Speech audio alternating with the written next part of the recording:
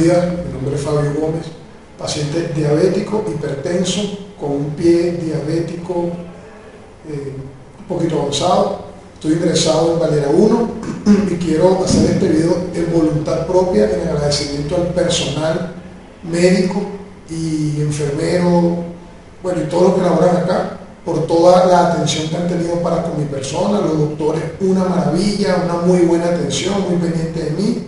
Las enfermeras, todo, hasta el personal de limpieza, de verdad que ha estado pendiente, colaborando y muy agradecido con los estudios, con los exámenes. Toda la atención excelente, de verdad que muy agradecido.